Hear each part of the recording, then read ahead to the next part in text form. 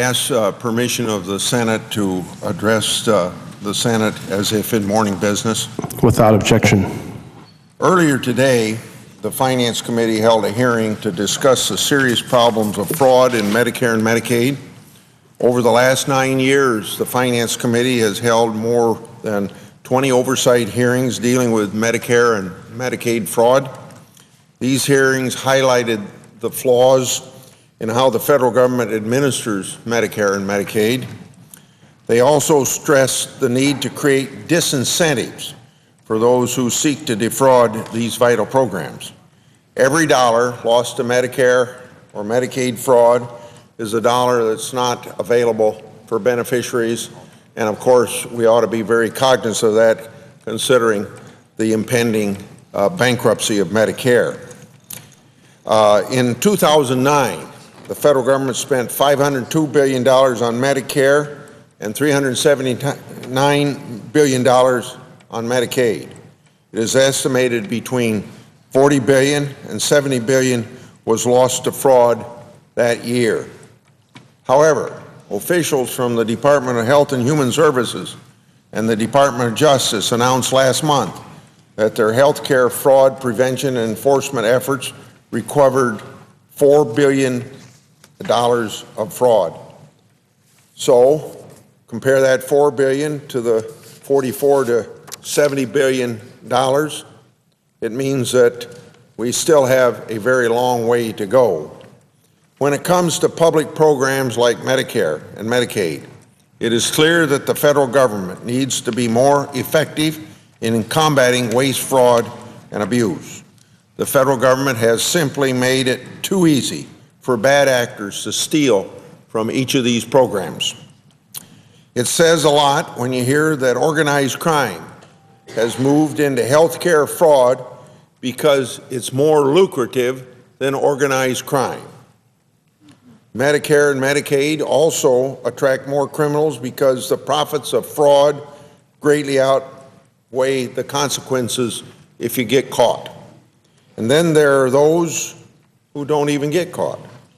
Taxpayers' dollars should only go to bona fide providers and medical suppliers. But the reimbursement system is set up so that the federal government pays first and asks questions later. In other words, the system is based on a program that you call pay and chase system. Over the years, Congress has given the executive branch more authority to improve enforcement of fraud, waste, and abuse laws. During health care reform, Senator Baucus and I developed a bipartisan set of legislative proposals to combat fraud, waste, and abuse. Many of these proposals are in the bill that I introduced in the last Congress, S. 2964, the Strengthening Program Integrity and Accountability in Health Care Act. And many were included even in the Patient Protection and Affordable Care Act. These provisions did not draw opposition from either side of the aisle. Tackling fraud, waste, and abuse in health care is one of the areas where there is widespread agreement. But our work does not end with the passage of legislation. Congress needs to keep the pressure on federal officials to do everything possible to prevent and stop fraud. There is also more that Congress must do in ways of reform to enhance the government's ability to fight this fraud. We need to ensure that phantom doctors, pharmacies, and durable medical equipment suppliers cannot simply bill Medicare millions of dollars in just a few months and then get out of town scot-free. Health and Human Services and the Center for Medicare and Medicaid Services need then to use the tools already available to them to make sure that claims are legitimate before they're paid. But even with all of that, we must remain vigilant in our oversight efforts, which is a constitutional responsibility of the legislative branch of government. Because tomorrow's criminals will find ways to get around the laws and regulations that we put in place today. That's why I've introduced this strengthening program Integrity and Accountability in Healthcare Act of 2011. This bill contains the remaining proposals from S 2964 of the last Congress, the proposals that are necessary to enhance the government's ability to combat Medicare and Medicaid fraud. It builds on reforms that we made in that last Congress. The bill would require the Secretary of Health and Human Services to issue regulations to make Medicare claims and payment data available to public similar to other federal spending disclosed through www.usaspending.gov. This website lists almost all federal spending, but it doesn't include Medicare payments made to physicians. That means virtually every other government program, including even some defense spending, is more transparent or responds to the citizens' right to know than spending by the Medicare program. And so that differential between defense spending and most other government programs and what we allow the public to know about the Medicare tax dollars being spent is too big of a gap, and one that we should not tolerate anymore.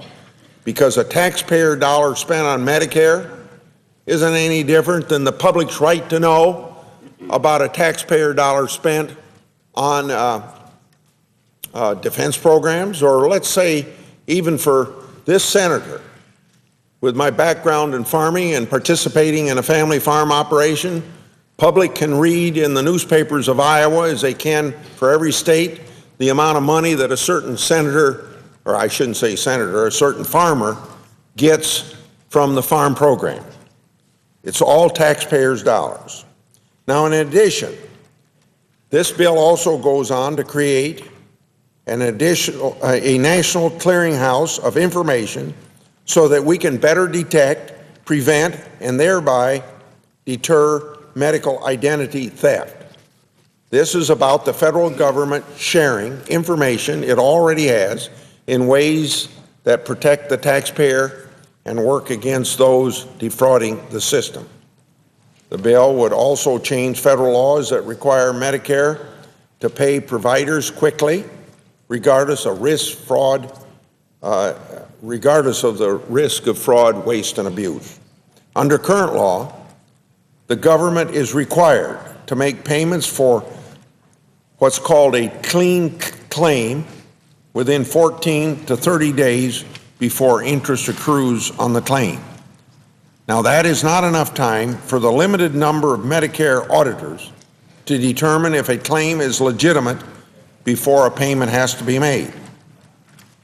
The result is that this, what we call prompt payment rule, requiring that Medicare pay bad actors first and ask questions later, which leads to that pay and chase system I previously mentioned. So this bill would add to the tools that Congress provides to the executive branch last year to prevent fraudulent payment on the front end.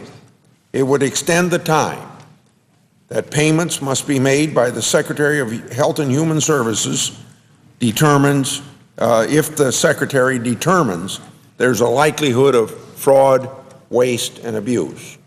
In addition, the bill would expand Health and Human Services Inspector General's authority to exclude an individual from participating in the federal health care program. Now, I'd like to give you an example. The Inspector General would be able to exclude an individual if the individual had ownership or control interest in an entity at the time the entity engaged in misconduct such as health care fraud. Now, I know that's common sense to the taxpayers of America, but it's not something that the Inspector General can do today. I still have other areas that my bill addresses, and that is in the area of illegal, unapproved drugs. Just last week, the Los Angeles Times reported that the Food and Drug Administration is struggling to keep unapproved drugs off the market. It reported that, quote, in many cases, the agency doesn't even know what the drugs are or where they are, end of quote. This is another example of how the federal reimbursement system creates an incentive for bad actors to get around the rules. In this case, those rules are the Food and Drug Administration requirements for putting a drug on the market. Medicaid pays until the Food and Drug Administration identifies a drug or class of drugs as not approved for marketing and then taking formal action. Under such circumstances, the federal government doesn't even have the option, to chase after previous payments. My bill would stop such payments unless the state Medicaid program first verifies with the Food and Drug Administration that the drug is being legally marketed. Now again, that may sound like common sense, but it's something that can't be done without change of law. The changes I'm proposing would go a long way to deter those who would defraud our health care system. It also would provide greater protection to the taxpayers. Fighting fraud, waste, and abuse in Medicare and Medicaid is vital to the sustainability of each of these programs of Medicare and Medicaid. My bill will help add to the reforms that we passed last year. It will fix some of the blatant problems that incentivize and reward waste, fraud, and abuse. Mr. President, over 100 million Americans rely on Medicare and Medicaid for health insurance. Right now, these programs, as we all know, every member of the Senate knows, and most of the public knows, that these programs are on an unsustainable path. My bill takes necessary steps to move these programs towards sustainability, and I urge my colleagues to support this legislation and to help me by co-sponsoring it. I yield the floor, and I would suggest the absence of quorum.